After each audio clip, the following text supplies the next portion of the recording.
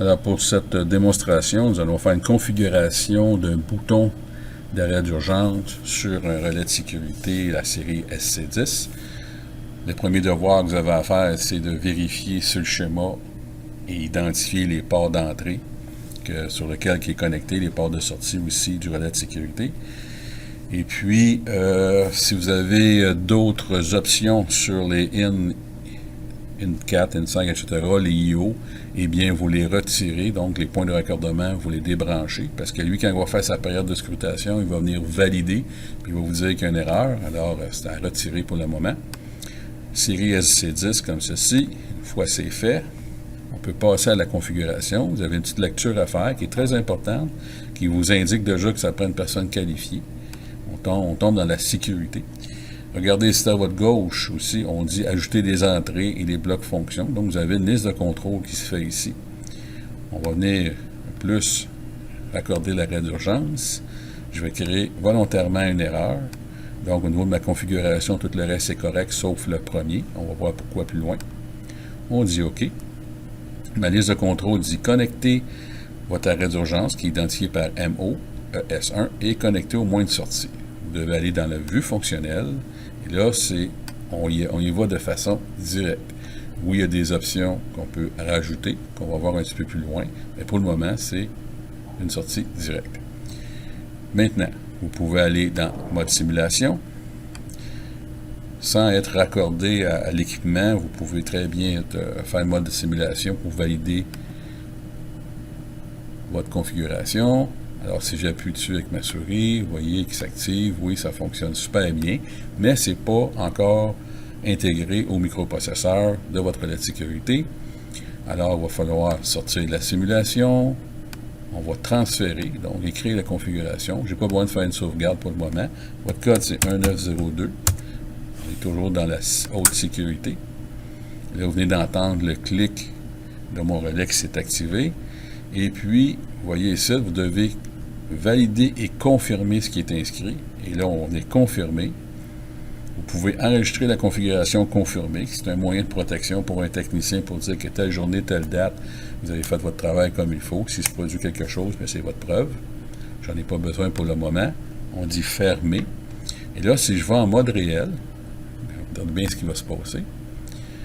Il me donne un avertissement parce qu'à chaque configuration, il va falloir faire énergie zéro, donc couper l'alimentation.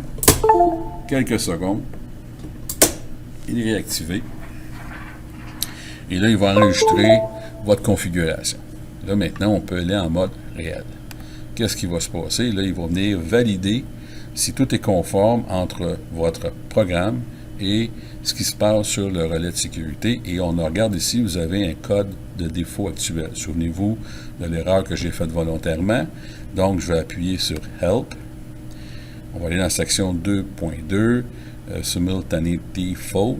Et là, on vous donne des informations. Surveillez votre wiring, checkez votre input signal timing, le sync input, etc. C'est ce que je vous disais tantôt. Sa période de scrutation, il est venu confirmer et il dit quelque chose qui ne fonctionne pas.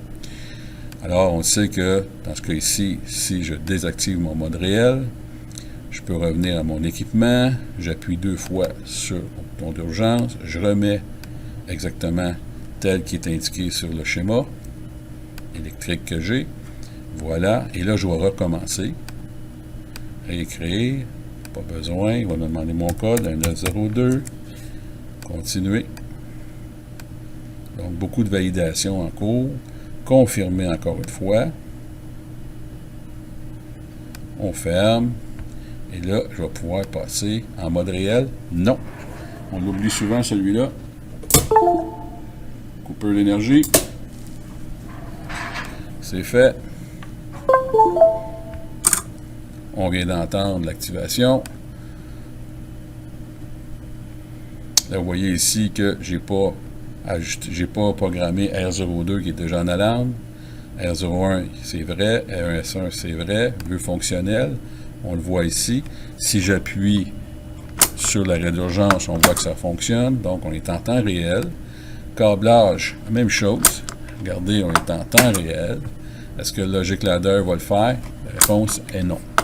Donc, c'est juste pour la configuration ou pour l'assemblage. Mais ces deux fonctions-là vont vous aider justement à faire du dépannage par la suite. Alors, voici le résultat de la configuration. J'ai retiré les conducteurs non nécessaires à cette configuration-ci. Maintenant, on peut observer les témoins lumineux, comme les DEL. Vous avez des DEL vertes, des DEL rouges. Les DEL vertes sont activées. Donc, si vous vous souvenez de la programmation, on utilisait IO1, IO2 qu'on retournait vers le contact. Donc, lui envoie un signal.